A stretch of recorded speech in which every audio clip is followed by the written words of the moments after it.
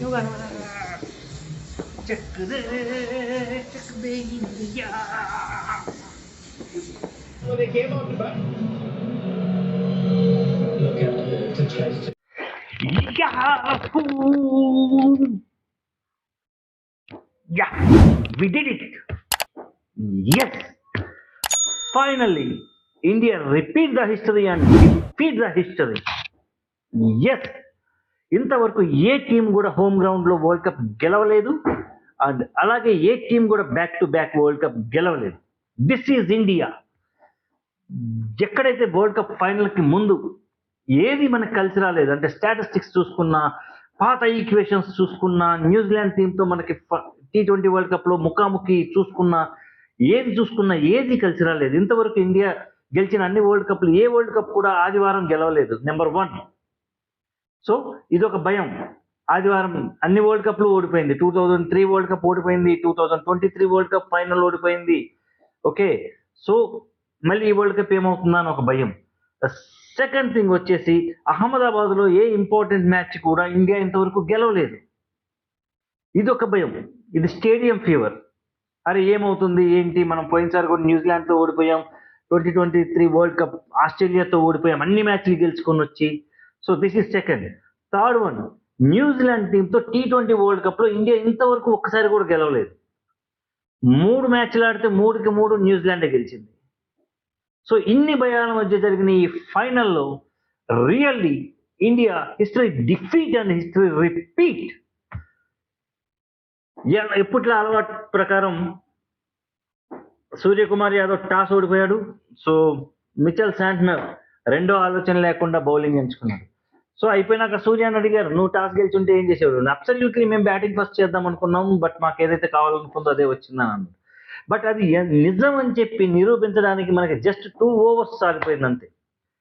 First power ప్లేలోని 92 runs. నాకు ఎవడైతే ఇన్నాళ్ళు ఫామ్ లేదు, కొట్టట్లేదు, ఫస్ట్ ఓవర్లో అవుట్ అయ్యాడు, సరైన సమయంలో ఛార్జ్ తీసుకున్నాడు అభిషేక్ శర్మ.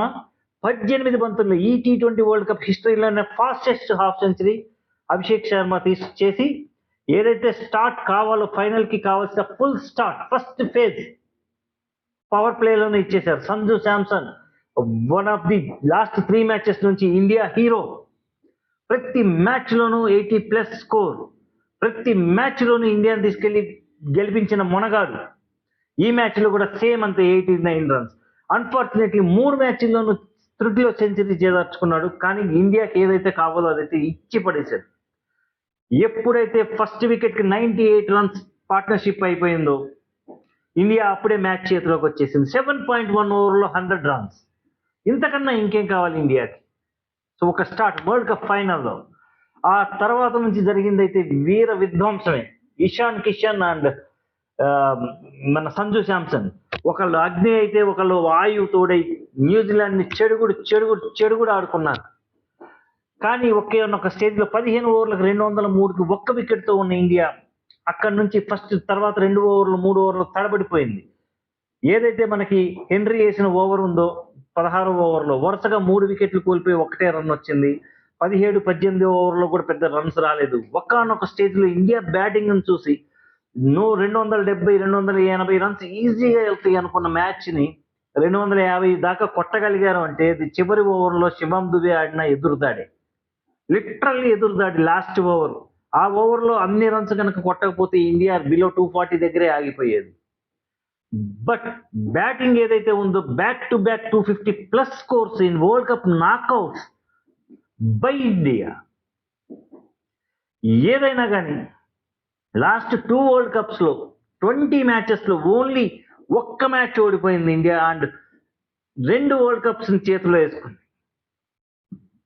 20 మ్యాచెస్లో last 2 editions 2024 edition and 2026 edition 2 ఎడిషన్స్లో లాస్ట్ ఓన్లీ 1 మ్యాచ్, అది కూడా సూపర్ 8లో సౌత్ ఆఫ్రికాతో ఓడిపోయి 2 వరల్డ్ కప్ని బ్యాక్ టు బ్యాక్ ఇంటికి తెచ్చింది ఇండియా. అండ్ 2023 నుంచి కనుక చూసుకుంటే వరల్డ్ కప్ ఫైనల్ తర్వాత జరిగిన ప్రతి ఐసీసీ ఈవెంట్ నోడు ఇండియా ఇండియా ఇండియా ఇండియా జోహార్. అండ్ బ్యాటింగ్ ఎప్పుడైతే న్యూజిలాండ్ వచ్చిందో ఎప్పుడైతే ఫస్ట్ 2 ఓవర్స్‌లోనే మళ్ళీ అసలు శివం దుబే ఒక క్యాచ్ వదిలిపెట్టేసాడు. మనకి క్యాచ్‌లు వదిలిపెట్టడం అనేది పోలేదు. అక్కడ ఒక చిన్న భయమేసింది. ఎందుకంటే ఫిన్లాండ్ సౌత్ ఆఫ్రికా మీద ఎలాంటి విధ్వంసకరమైన ఇన్నింగ్స్ ఆడాడో అలాంటి ఓడికి ఫస్ట్ 0 రన్స్ దగ్గరే మనకి లైఫ్ ఇచ్చారు. ఏం జరుగుతుందా అని ఒక భయం అయితే ఏర్పడింది. ఫియర్ అయితే ఏర్పడింది. బట్ మన బాపు అండ్ బుమ్రా న్యూజిలాండ్‌ని కొట్టిన చావు దెబ్బ ఏదైతే ఉందో ఎక్కడ న్యూజిలాండ్ కోలుకోలేకపోయింది. సీఫర్ట్ ఒక్కడు 50 రన్స్ చేశాడు. తర్వాత కెప్టెన్ మిచెల్ శాంట్నర్ మాత్రమే 40+ స్కోర్ చేయగలిగాడు. రిమైనింగ్ ఏ బ్యాట్స్‌మెన్ కూడా నిలబడలేకపోయారు. మన బాపు, అక్షర్ ముందు అండ్ జస్ప్రీత్ బుమ్రా ముందు. బుమ్రా తీసిన 4 వికెట్స్‌లో 3 అయితే లిటరల్లీ క్లీన్ బౌల్డ్. సో అది చెప్తది బుమ్రా ఎంతటి వరల్డ్ క్లాస్ బౌలరు అనేది. అండ్ ఆఫ్ కోర్స్ ఫైనల్ మ్యాచ్‌లో మ్యాన్ ఆఫ్ ది మ్యాచ్ కూడా బుమ్రాకే వచ్చింది. ఓకే. అండ్ నెక్స్ట్ బాపుని సూపర్ 8లో సౌత్ ఆఫ్రికా మ్యాచ్‌లో అహ్మదాబాద్‌లో తీసుకోకపోవడం ఎంత పెద్ద తప్పో ఈ మ్యాచ్‌లో బాబు చెప్పాడు. అరే బాబు, ఇది నా హోమ్ గ్రౌండ్, ఇది నా ఇల్లు, నాకు ఇక్కడ అణువు తెలుసు, నన్ను ఎందుకు తీసుకోకపోవడం ఎంత పెద్ద తప్పు. ఆ మ్యాచ్ ఇండియా ఓడిపోవడంతోనే అర్థమైపోయింది. సో బాపు ఎంత విలువైన ఆటగాడో అక్షర్ పటేల్ ఈ మ్యాచ్‌లో అగైన్ చూపించాడు. ప్రతి క్రూషియల్ టైంలో కూడా వికెట్ తీసి టీమిండియాని మ్యాచ్‌లో నిలబెట్టాడు. And India T20 world cup knockout హిస్టరీలోనే 96 రన్స్‌తో న్యూజిలాండ్‌ని పూర్తి స్థాయిలో మడతెట్టేసింది. అసలు ఏదైతే సెమీఫైనల్‌లో న్యూజిలాండ్ ఫుల్ డామినెంట్‌తో సౌత్ ఆఫ్రికాను ఓడించిందో, అసలు ఆ న్యూజిలాండ్ టీమేనా ఇండియాతో ఫైనల్ ఆడుతుంది అని అనిపించిందనమాట. ఎందుకంటే అంతలా లొంగిపోయింది వాళ్ళ బ్యాటింగ్‌లో న్యూజిలాండ్. సో ఎవరైతే మనకు ఆపద్బాంధవుల్లాగుండి Sanju Samson really he deserve for man of the series. And Sanju Samson కి మ్యాన్ ఆఫ్ ది సిరీస్ వచ్చింది. లేట్‌గా వచ్చినా గానీ లేటెస్ట్‌గా దుమ్ము దులిపాడు సంజు శాంసన్. రియల్లీ ఇండియా ఈ వరల్డ్ కప్ గెలవడంలో సంజు శాంసన్ పాత్ర అయితే మాత్రం అసలు మరువలేనిది. ఇంకా చెప్పాల్సింది సంజు శాంసన్ ఏమన్నా ఇన్నింగ్స్ ఆడాడా అండి? వెస్టిండీస్ మీద 97 నాట్అవుట్, ఇంగ్లాండ్ మీద 89 అండ్ ఫైనల్లో అగైన్ 89 అవుట్.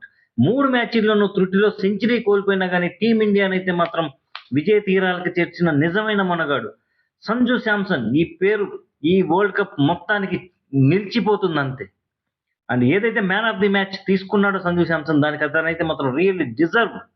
ఇకపోతే కెప్టెన్ సూర్యకుమార్ యాదవ్ ఆ అతిరథ మహారథుల సరసన తన పేరుని లిఖించుకున్నాడు.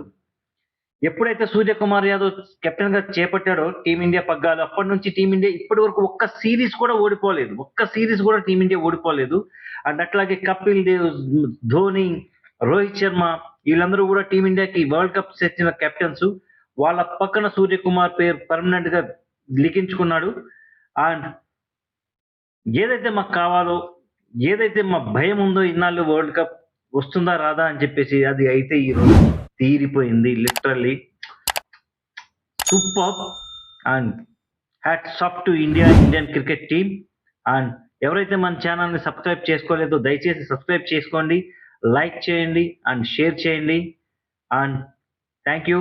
And Sridhar signing off.